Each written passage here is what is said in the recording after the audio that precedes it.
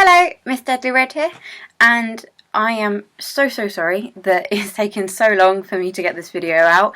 I know I said about 6 months ago that I would try and get back into this, but unfortunately it's been kind of all systems go around here, so I've not really been able to have the time to do videos, but fingers crossed I'm going to be able to try and make the time now and try and get these more semi-regularly. So yeah, so starting with this one, and today I'm going to be talking about how I got into modelling.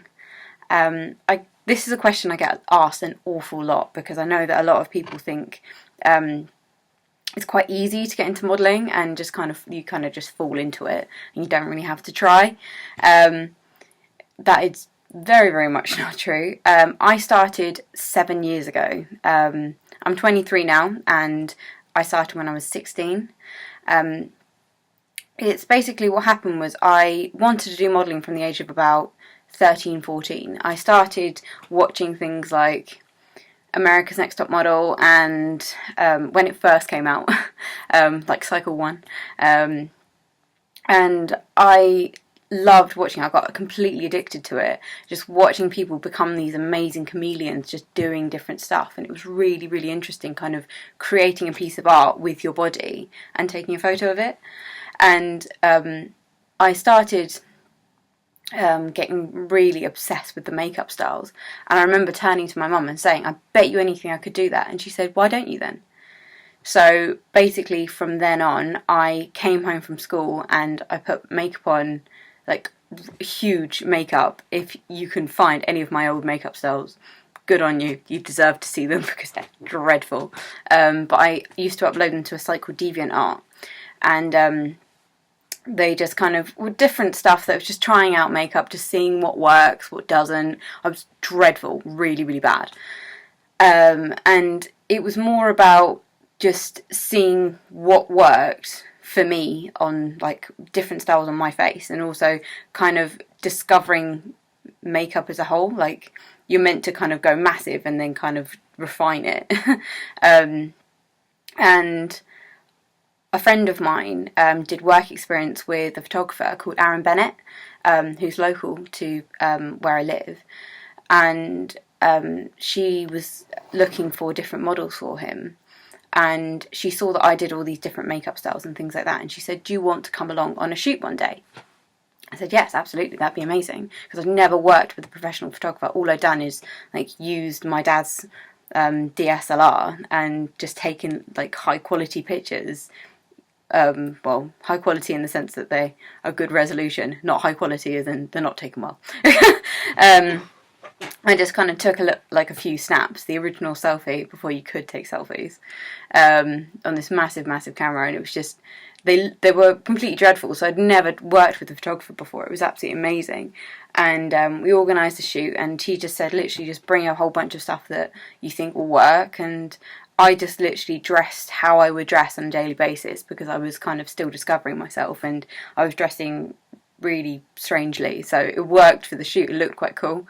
And because I'd watched things like America's Next Top Model, I'd learned kind of how to pose, and I really studied what they did and how they move their faces, how they move their bodies, and so I really wanted to try and emanate that. And so on the shoot, I remember this vividly.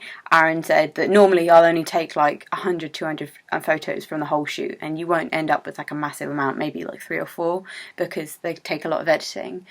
And he said literally I took about 500 shots. He was like, I can't believe how good you are considering you've never done this before. And that was the boost I needed. I was never the cool kid. I was never the one that everyone was like, she's beautiful, she's cool. I was always the weird kid that no one really wanted to hang out with, and to hear that from someone was a massive boost.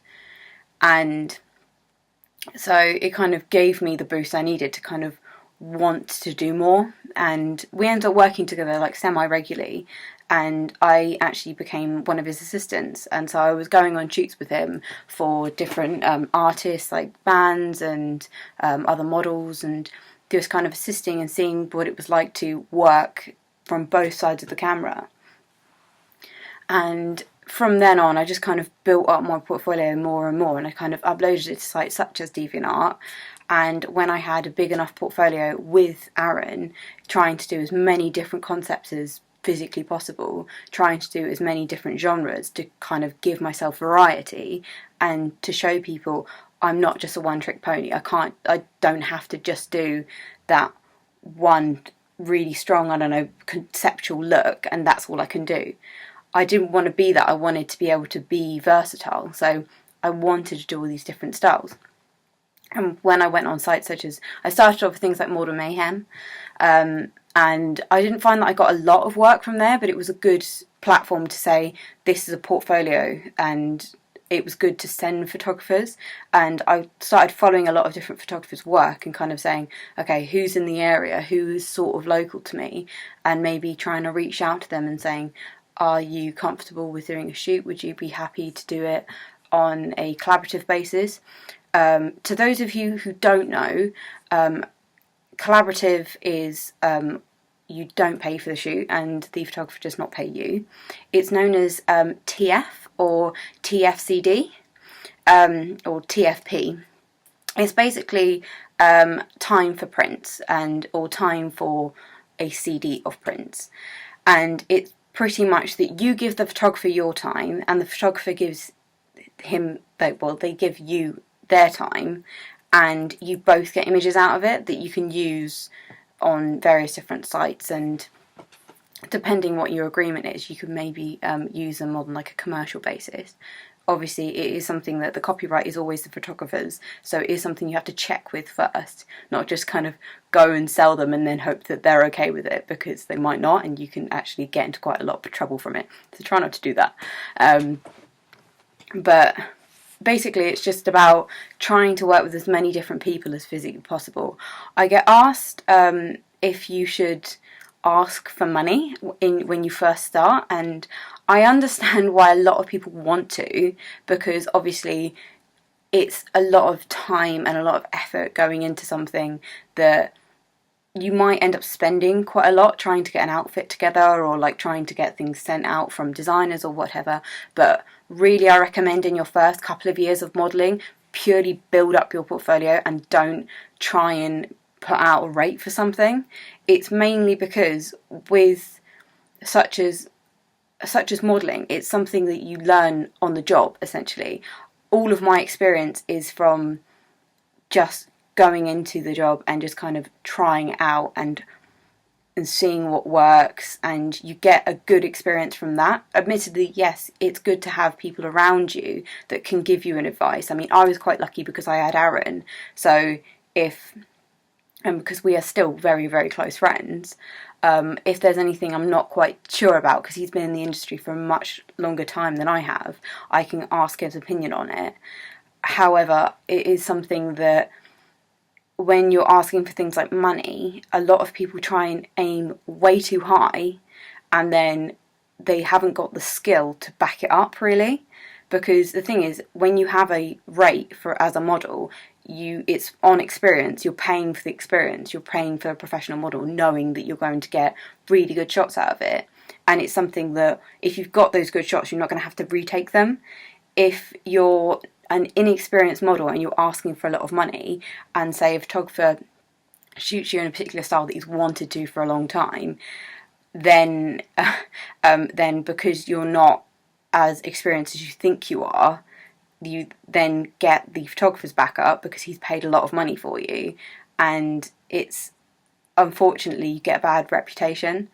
And it's the same with anything. It's you get more money for the experience you have. It's the same in any sort of job. If you're in a job for a length of time, you build up the ladder. It's the same as that, but you have to build up experience and you have to learn different techniques. And one thing I would say is really, really good as to have in your arsenal is to learn how to do your makeup on your own, because one of the biggest things that makes a really big difference to a shoot is having either a decent makeup artist to be able to take you and kind of create this amazing look, or being able to do it yourself.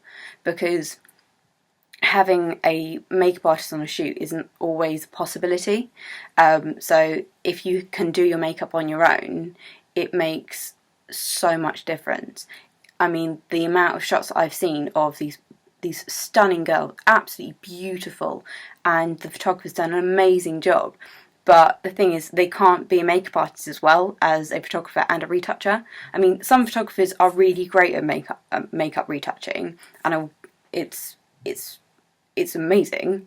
But the thing is, if you have a great base, you don't have to overly retouch it. And I think that is a lot of people, they expect that makeup will just be able to be retouched, and so it's like, oh, it doesn't really matter what it looks like because it's all going to be changed anyway. But it's better to be as close to the original as possible, because it's awful when a photographer is literally having to paint on this different types of makeup and it looks nothing like the original shot. So it's not exactly a photograph, it's more of like a digital piece of art, which is a bit of a shame, because it's almost like you didn't even need to go through all that trouble in the first place of taking that amazing shot if you were just going to completely change it anyway, if you understand me. I can go into better detail if it doesn't really make sense. I haven't done one of these in a very long time, so I'm sorry. Also, a lot of people ask me how I got my modelling name.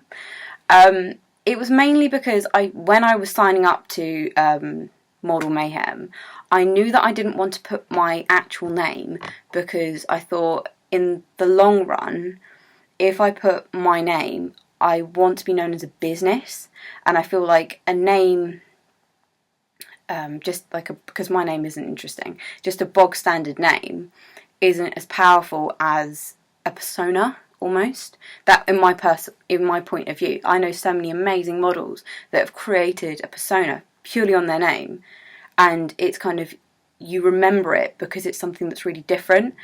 And I wanted something that was to do with my hair, because I knew that my hair was kind of like probably going to be my trademark, because I don't cut my hair very often. It's like the main thing that I cut is my fringe, and so I knew that it was something that was going to really stick with me. I had no intention of dyeing my hair either, so I knew that I wanted it to be something to do with red or being about ginger or something like that. And I kind of wanted a bit of an edgier side. So I came up with MissDeadlyRed because I just wanted kind of that kind of femme fatale kind of look about me. I wanted to be really edgy and cool, almost a little bit Jessica Rabbit. And I remember vividly, as soon as I signed up for it, as soon as I committed to that name, telling one of my friends about it, and the only thing that he said that is it sounded really gross. So that was a great ego boost. But yeah, I stuck with it, and I've ended up building almost a brand on my name, and I feel like I can take it a little bit further if I want to, because I have got trained in makeup, so I can kind of have my Deadly Red makeup, and I think being able to branch off is something that's really, really good, and it's kind of having that basis of a really cool, like, different persona that people will remember. So yeah, that's kind of how I came up with that. Not really a great story, but it wasn't like it came to me in a dream. But I just kind of wanted to sound cooler than I am. On a shoot, a lot of people say they're doing their first shoot or something, and they want a little bit of advice of how to go about doing different poses and just kind of what they should do on a shoot. One thing I would recommend is quite good to do on a shoot is to try and change your pose as much as possible. Even if you feel a bit awkward or feel a bit weird, it's really good to kind of just, as soon as the camera clicks, just try and change your pose in the smallest amount. So it can literally just be from you're doing that to then you're doing that. And so you don't have to make it super, super exciting. It just can be those little hand movements, or they can just be like the little bit of a head turn, or maybe the way your eyes are looking. And then maybe you do, say, 5 shots in looking this way with a different hand movement, and then you do another 5 shots like looking the other way with a different hand movement. And it makes a hell of a lot of difference. Admittedly, sometimes the photographer will have a very specific idea of what he wants out of a shoot. So he'll say, I want you to do, I don't know, purely work with your head and shoulders. I don't want your hands in it at all. I just want you to kind of move your head side to side and maybe like try and push out your collarbones, maybe like hunch forward a little bit. A lot of people are afraid to look a little bit ugly on shoots. They think that if they're kind of like a little bit gnarled and twisted and like you're doing all the crazy like collarbone poses and you're just like, oh, that's just so ugly. It looks great on camera. Anything that feels a bit weird and a bit twisted, like if you're in a really awkward pose, it's really uncomfortable, that you would never do in real life, it probably looks amazing. I think a lot of people are very scared to kind of push themselves out of that box. At the end of the day, like if it's an ugly shot, they just won't use it. It's as simple as that. It's like, no, that looks a bit ugly. Or if they don't like the shot, or if they don't like the way you're posing, they will tell you. They won't just be like, yeah, we're just going to allow her to look a bit crazy for the next like 20 shots if she's doing the same sort of pose. I've been said, like, please stop that. Please, like, I don't think it's not happening with the hands. Or like, try to maybe like stand up a bit straighter. It was like, they'll tell you. They won't say it in a nasty way, I'm sure. One thing that's really good is advice from Tyra Banks. Always model from your top to your toes. And that goes a long way, because if you're modelling with your entire body, you're much more aware of yourself. You're much more aware of the way you're stood, your balance, and the way you kind of get more of a feel of how the photo is going to turn out. One thing to really pay attention to is facial expressions. It makes a huge difference if you're putting your face in a certain angle. Like say the light is coming from like this sort of angle, and you're kind of looking the other way, and you're like squinting. They're not going to be able to see your eyes.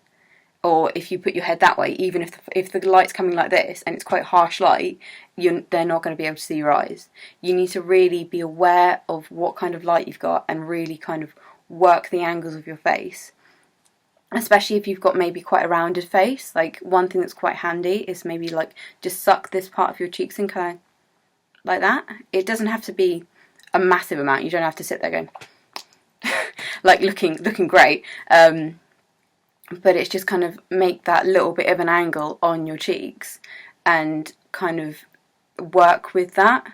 And maybe also a good person to look at is someone like Tyra Banks, but to learn how to kind of smile with your eyes. And it's basically the easiest thing to do and the easiest way to learn how to do it is basically smile like you would normally in a mirror, like kind of the way that your eyes kind of go into more of an almond shape, and then try and hold that but without the smile.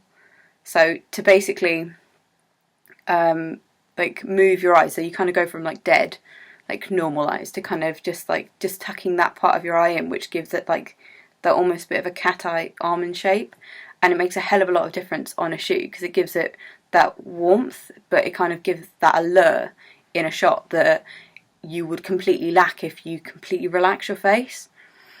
It can be quite confusing, and it is something that it's really good to maybe just practice posing in the mirror before you go to a shoot, and maybe get up a couple of references of the type of shoot you're doing. If you're doing things like boudoir, then it's really good to kind of look up loads of different boudoir shots. I mean, like if you need any links, I can put some links down below on things like boudoir, because I get asked that a lot. A lot of people are nervous about doing things like lingerie and boudoir, so I will put some links of different boudoir models that I think are amazing, and they have some great stuff. Also, to just kind of work with your body, see what works for you. If there's a particular angle that you think you look great, remember it, just do it on the shoot. And also, if you're stuck, just ask. If you say to a photographer, is there anything particular you want me to do, or is there anything you specifically think will really work for this shot? They will tell you. And if you're really stuck, then you can take such as like a Pinterest board, get a mood board of images that you really love, and just take it with you. Just have it on your phone, have a flip through it. Like if you need to take a 10-minute break, take a 10-minute break just to flip through those images, kind of find your centre almost. It's really not as scary as people try to make it out it is. So it's just mainly about what works for you and finding that. I hope what I've said today has been helpful in some sort of way. I'm really sorry that it's been so long that I haven't really posted anything. I'm sorry about that. But yeah, I hope to see you guys soon, and if there's anything you guys would like to know about anything I've spoken about today, just literally put a little comment down below, or if there's anything else you would like me to talk about, then you can find me on any of my sites. Again, links down below. Just send me a little personal message, or especially on such as Tumblr, you can send inbox messages, which I always get back to. It just takes me a while. So yeah, I've been MissDeadlyRed, and I still am. And thank you so much for watching. Bye!